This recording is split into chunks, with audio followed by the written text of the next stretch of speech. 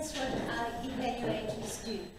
They listen very carefully and they find your strong points, and then they look at where you could improve, because that's why we are here.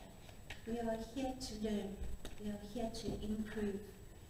There's no point in whitewashing and telling you you're fantastic when there's something that can be worked on, and that's the whole object of why you join this club. We want you to be the best.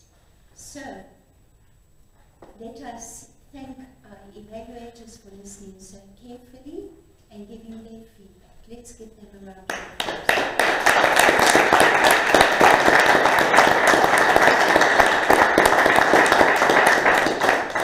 I also want to thank our speech